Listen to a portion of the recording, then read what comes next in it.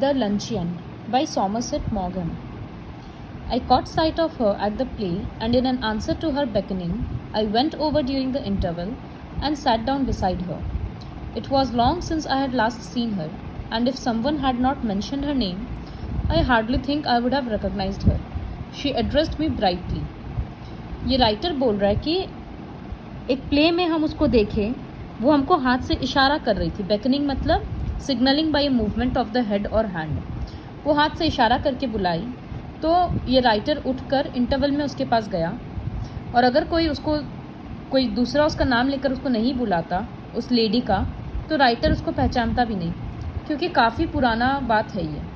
और लेकिन वो लेडी काफ़ी अच्छे से राइटर से बात कर रही थी. Well, it's many years since we first met. How does time fly? We are none of us getting any younger. Do you remember the first time I saw you? You asked me to luncheon. वो lady बोल रही है कि time कितना जल्दी बीतता है, हम लोग दोनों ही यंगर नहीं हो रहे हैं. और तुमको याद है जब हम लोग फर्स्ट टाइम मिले थे, तुम हमको लंच के लिए इनवाइट किया था. Did I remember? वो ऑथर सोच रहा है. Writer: It was 20 years ago and I was living in Paris. I had a tiny apartment in the Latin Quarter overlooking a cemetery, and I was earning barely enough to keep body and soul together. To keep body and soul together मतलब वो बस उतना ही रुपया कमा रहा था जिससे उसका डेली का खर्चा निकल जाए. 20 साल पहले का बात है जब वो उसको लंच पे मिला था. कैसे स्टोरी लंच का बाद कैसे आया वो हम लोग को अभी पता चलेगा. तो राइटर पेरिस में रहता था. बहुत छोटा सा अपार्टमेंट था, बहुत कम रुपया वो कमाता था. वो बुक लिखता था एक्चुअली. तो ये लेडी जो मिली है उसको, वो उस राइटर का बुक पढ़ी, और बुक पढ़ के वो राइटर के लिए एक लेटर जैसा लिखी. तो बदले में राइटर उसका आंसर दिया, उसको थैंक यू बोला. And presently I receive from her another letter saying that she was passing through Paris and would like to have a chat with me, but her time was limited and the only free moment she had was on the following Thursday. She was spending the morning at the Luxembourg, and would I give her a little luncheon at the Foyots afterwards? तो जो lady writer का book पढ़ी, वो उसको एक letter लिखी जिसमें बोली कि बहुत अच्छा है बुक वगैरह. तो राइटर उसको थैंक यू बोला. फिर वो एक सेकेंड लेटर भेजी जिसमें वो ये मेंशन की कि हम पेरिस आएंगे, ज़्यादा टाइम तो नहीं रहेगा, तो फोयॉट्स बोलकर एक बहुत एक्सपेंसिव रेस्टोरेंट है, बोली वहाँ पर अगर हम लोग लंच कर सकते हैं तो बहुत अच्छा रहेगा, हमको ऐसी बात करना है आपसे. Foyot's is a restaurant at which the French senators eat, and it was so far beyond my means that I had never even thought of going there. Senators मतलब members of the senate, parliament के जैसे. तो जहाँ ministers खाते हैं मतलब वो कितना एक्सपेंसिव प्लेस होगा. तो राइटर तो बहुत कम कमाता था, वो कभी सोच ही नहीं सकता था इतने एक्सपेंसिव जगह पे खाने का. But I was flattered and I was too young to have learned to say no to a woman. वो बहुत यंग था, लगा लड़की को मना नहीं करेंगे तो कर दिया. I had 80 francs मतलब करेंसी है, to last me the rest of the month, and a modest luncheon should not cost more than 15. उसके पास 80 francs था. उसको लगा लंच में 15 francs तक चला जाएगा, ठीक है, हम नेक्स्ट 2 weeks तक कॉफ़ी नहीं पियेंगे तो मेरा मैनेज हो जाएगा. I answered that I would meet my friend by correspondence at Foyots on Thursday at 12:30. तो वो जो उसकी फ्रेंड थी जिसको वो जानता भी नहीं था, वो बोला कि ठीक है, थर्सडे हम लोग फोयॉट्स में मिलेंगे 12:30 बजे. She was not so young as I expected, and in appearance imposing rather than attractive. वो अजीब मतलब वो उतनी सुंदर नहीं थी जितना ये एक्सपेक्ट किया था, और ठीक है थोड़ी बहुत इम्प्रेसिव थी. She was in fact a woman of 40. वो टॉकेटिव थी, काफ़ी बोले जा रही थी. But since she seemed inclined to talk about me, I was prepare to be an attentive listener. Writer को लगा कि ठीक है, मेरा बुक पढ़ी है, मेरे से मिलना है तो मेरे बारे में बात करेगी, सुन लेंगे. I was startled when the bill of fare was brought, for the prices were a great deal higher than I had anticipated, but she reassured me. जैसे वो मेन्यू वगैरह लाया, उसमें बिल देखकर ये एकदम शॉक्ड हो गया कि इतना महंगा कैसे अफोर्ड करेंगे. बट ये लेडी बार बार क्या बोल रही थी? आई नेवर ईट एनीथिंग फॉर लंचियन. ये बोली हम लंच के लिए कुछ खाते ही नहीं हैं. तो ये थोड़ा जेनरस होकर, उदार होकर बोल दिया, और डोंट से दैट. एंड फिर लेडी बोल रही है, आई never eat more than one thing. I think people eat too much now days. A little fish perhaps. I wonder if they have salmon. ये बोली कि ठीक है फ़िश खा लेती हैं। फ़िश में कौन सा चाहिए था उसको? सैल्मन। काफ़ी एक्सपेंसिव होता है और उस टाइम तक सैल्मन पूरा सीजन में ठीक से आया भी नहीं था. Well, it was early in the year for salmon and it was not on the bill of fair. But I asked the waiter if there was any. Yes, a beautiful salmon had just come in. It was the first they had had. I ordered it for my guest. The waiter asked her if she would have something while it was being cooked. No, I never eat more than one thing.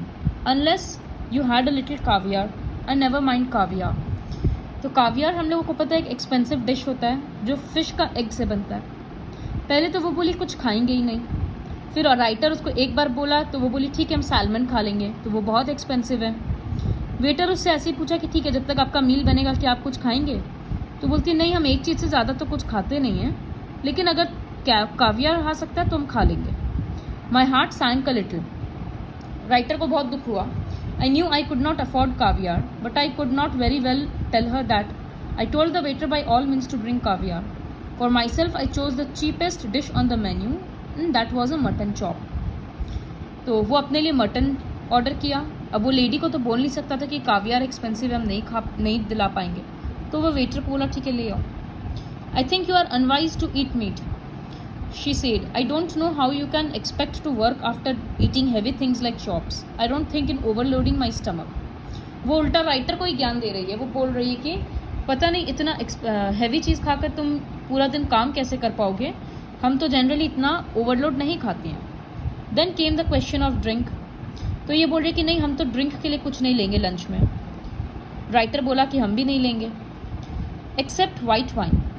फिर वो तुरंत बोल the white wine लेंगे. These French white wines are so light. They are wonderful for the digestion. बोले digestion के लिए French white wine बहुत अच्छा होता है. What would you like? I asked, hospitable still, but not exactly effusive. मतलब वो उतना enthusiasm उसका नहीं था. बस वो ठीक है थोड़ा फ्रेंडली होने के लिए बोल रहा था कि तुमको क्या चाहिए. She gave me a bright and amicable flash of her white teeth. मतलब उसको देखकर स्माइल की. My doctor won't let me drink anything but champagne. I fancy I turned a trifle pale. I ordered half a bottle.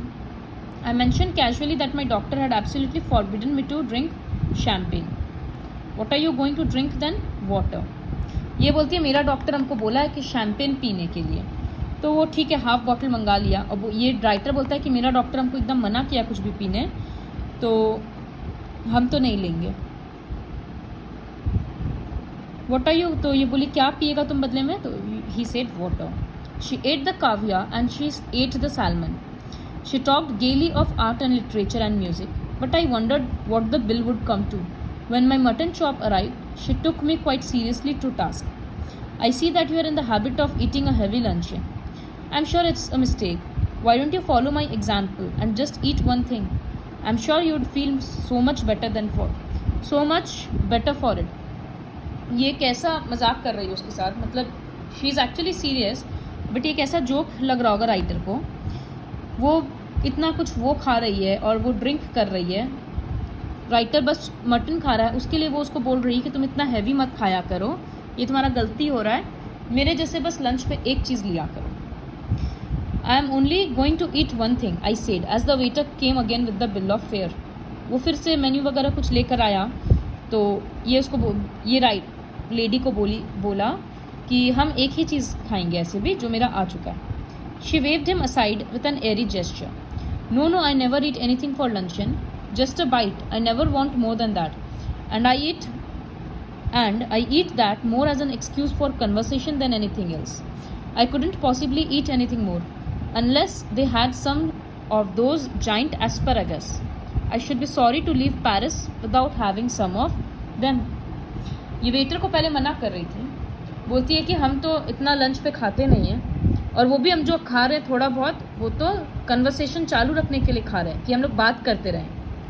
फिर वो बोलती है लेकिन अगर एस्परागस मिल जाएगा वो तो फिर हम खा लेंगे. वो एक तरह का वेजिटेबल होता है, तो बिना मतलब पेरिस से बिना एस्परागस खाए हम कैसे जा सकते हैं. My heart सैंक.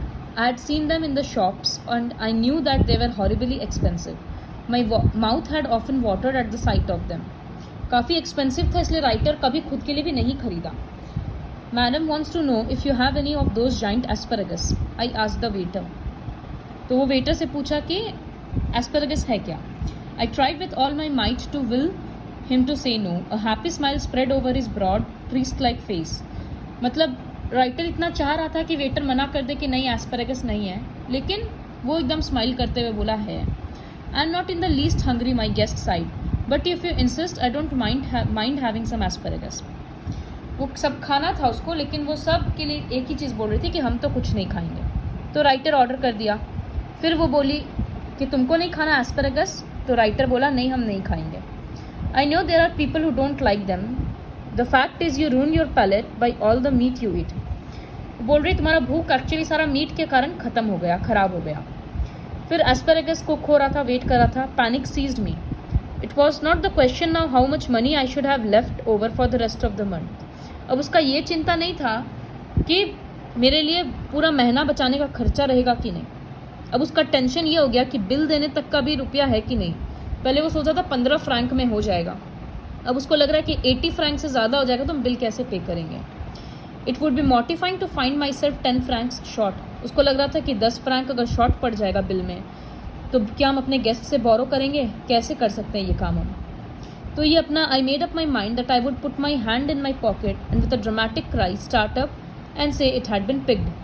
वो सोचा कि हम ऐसा ड्रामा करेंगे, बिल देखकर पॉकेट में हाथ डालेंगे और ड्रामा करके रोने लगेंगे कि मेरा तो वॉलेट चोरी हो गया.